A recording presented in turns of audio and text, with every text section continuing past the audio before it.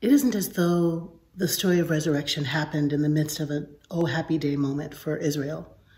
In fact, the so-called Pax Romana was a hot mess of oppression.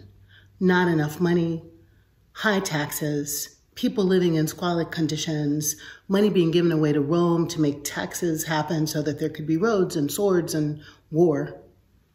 And some of the religious people had betrayed their people. Some of the religious leaders were taking money off the top and maintaining the peace by oppressing their people as well, demanding things of them that were untenable, like this is how you keep the law, and even if you don't have enough food, you must sacrifice this particular kind of animal so you can be fit for the kingdom. It wasn't as though the story of resurrection happened in a beautiful, sunshiny Wizard of Oz moment. No, that's not what happened at all. What happened is a rabbi in whom people had found hope, the one who they thought they were waiting for to redeem the kingdom of David, that one, was crucified like a common criminal, hung on a cross like oh so many more, out on a road, deteriorating to deter insurrection. And then what happened? It was Friday, it was toward the end of the day, it was almost Sabbath. So that rabbi, that teacher, that Rabboni, that beloved one, was hurriedly buried in a borrowed cave, a stone rolled across the top to keep the carrion out, maybe even to keep the thieves out. On the next day when the Sabbath was over, sometime in the evening, the women went to buy spices so they could anoint the body in the ways that they hadn't had a chance to do. And then when it was early in the morning of the first day of the week, they went to the tomb. The stone was already rolled away, and Jesus' body was not there. Instead, they found an angel dressed in white telling them, "You're looking for Jesus of Nazareth, and he's been raised from the dead. He is not here. He is not here," the angel told them. In Mark's gospel, the scene ends like a West Side Story ending. All of the people who are afraid, who are terrified, who are awestruck, leave the scene. They say nothing because they were afraid. That is until you get to verse 9 in that same pericope, and Mark goes on to say that the women did speak. Mary Magdalene did speak. She did tell the story, and the disciples didn't believe. Not only does this event happen in the middle of an oppressed people's lives, it is met with doubt. It is met with scoffing. It is met with awe, yes, but also unbelief. It takes decades, it takes centuries even, for the resurrection to be a part of our Christian lore, a part of our Christian story that is believed enough to be preached about and talked about on days like today. In times like these, like those times, in times like these, where we're surrounded by death, surrounded by sorrow, surrounded by suffering, where we feel a little queasy even imagining Easter bunnies and bonnets. We wonder, is it okay to rejoice in such a time as this? We wonder, because it feels a little bit more like Saturday than Sunday. We feel a little less confident and sure about the power of this story to give us hope. We're having a Saturday kind of Sunday, if we're honest with ourselves, forcing ourselves to put the jelly beans out for the kids, to hide the eggs, forcing ourselves to imagine that God is present even now in this place. I am having a Saturday kind of Sunday. I'm questioning our promise of democracy. I'm feeling in between a promise and a lie.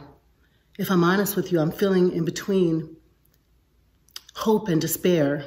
I'm feeling in between tomorrow and yesterday. I'm feeling in between a past of oppression and racial discrimination that seems to keep showing its underbelly in these times. I'm living between life and death. The death of my friends, the death of grandmothers and aunties and TTs in my congregation. And quite frankly, the death of my own mom. Her birthday was yesterday, April 11, and her wedding anniversary was April 20, and she died on April 25. April is a tough month for me. I remember one year, my mom and dad came to New York to visit me for their anniversary. It was a big one. I think it was like 40, 45. And they wanted to go to the show. So I got some Lion King tickets, and quite frankly, they weren't great. They weren't amazing tickets. But when we got to the theater, there were those folks outside that had extra tickets, and I told mom and dad to go stand near the theater. And I bought some of those tickets. Amazing seats, like fourth row, center orchestra. Beautiful seats. Mom and dad were as mesmerized as any child, looking at the puppets and the pageantry and the music. I had seen the show a couple of times, had not yet memorized all the lyrics, but wow, watching it through their eyes was amazing. They were just taken away. When we got back to my apartment, my dad said, can we find that soundtrack? Can we buy the CD? And I bought them a copy and I bought myself one. Every single time I'd go home to visit, Dad would be playing Endless Night. He'd be playing the song over and over and over again, and crying and crying and crying. Dad, what are you crying about?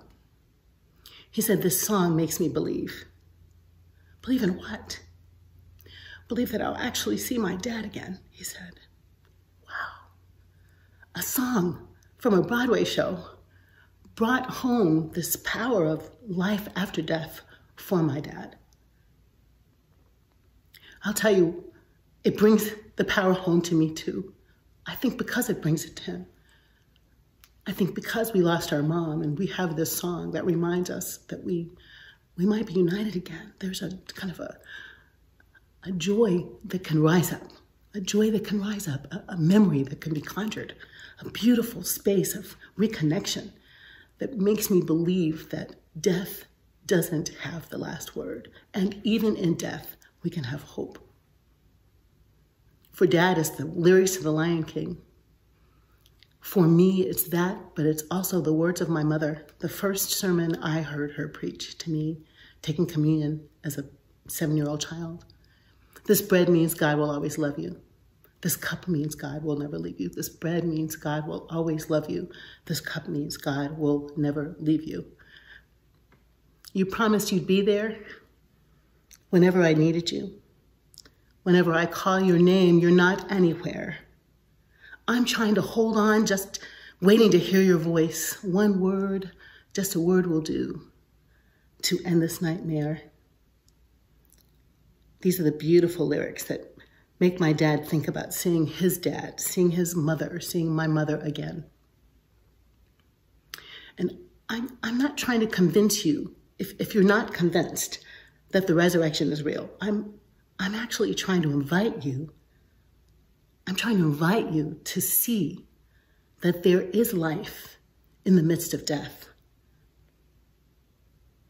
There is life in the midst of death. There is proof of life. Proof of life when a nurse will sit by someone who's dying just so that they don't die alone. Proof of life. When a man will walk by the elder people's sick rooms and pray for them. Proof of life. When first responders go to work at hospitals and do medical research and do medical care and then go home to their toddlers and they go to work again the next day and they go facing fear, but they go because they're called to make life. Proof of life when my friend Debbie Almontazer starts a campaign so we can buy masks for people who work in bodegas so the people in the neighborhoods can go to places and get food. That's proof of life. Proof of life when my 2-year-old granddaughter invites me to watch Moana with her and she just puts her head on my shoulder while she's sucking her fingers and we're watching the movie together all cuddled up and her body is warm and her heart is beating and she's so very alive. Proof of life. This is a Saturday kind of Sunday for me. This is a Saturday kind of time. This is a time between the now and the not yet, a time when people are dying and they're hopeless and they don't have enough food on the table and they've lost their jobs, where decision makers are rolling the dice with our lives and we don't exactly know what tomorrow is going to bring. We just don't know what tomorrow is going to bring.